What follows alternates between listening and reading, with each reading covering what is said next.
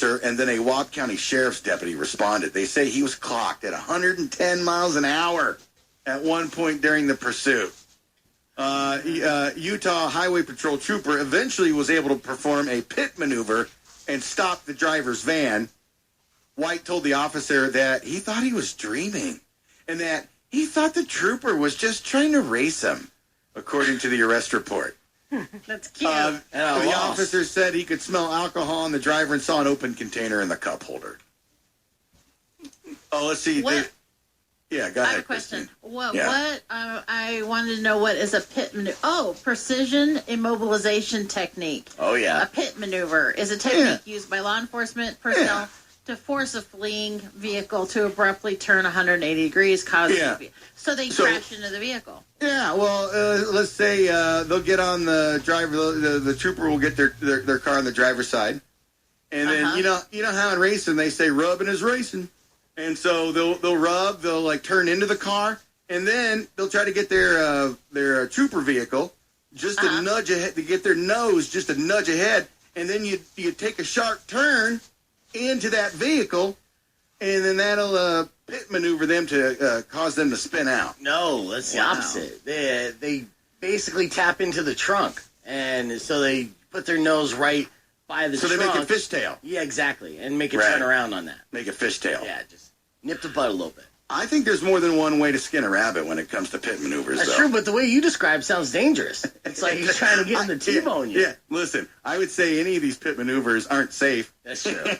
Right? They're all kind of risky. Yeah. I'm surprised they do that. I think they're fun, though, because I see cops all the time try to go for that pit maneuver. You know, you know they get excited. Like, time for another pit maneuver. Be like, what are you talking about? I'm pulling over. Okay, boys.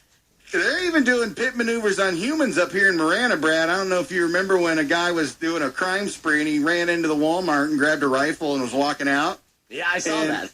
Yeah, I mean, if you watch that video, there's one trooper car who's just kind of driving slow behind, and the guy's just walking with the rifle on his shoulder. And then, so my finger is human. These two fingers are a police car.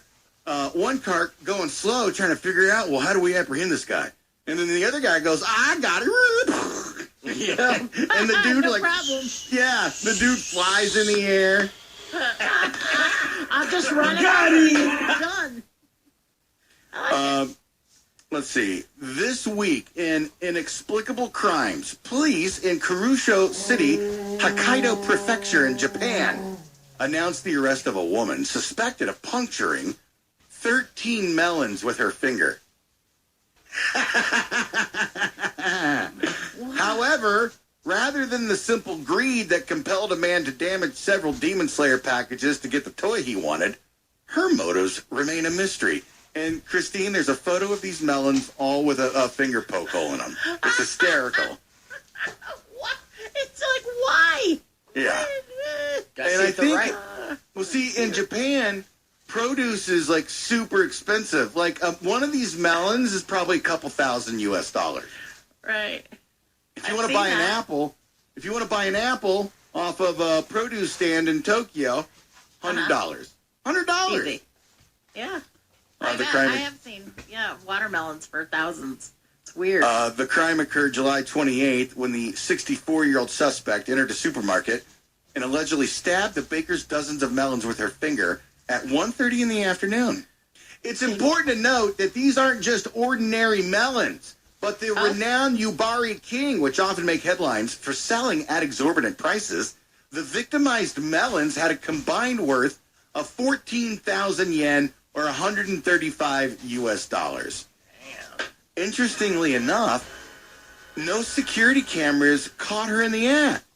So it's a little unclear how the police managed to track down the culprit. The nature of their detective work and the suspect's motives have not been revealed, leaving it all open to wild speculation. No, that's easy. Fingerprint.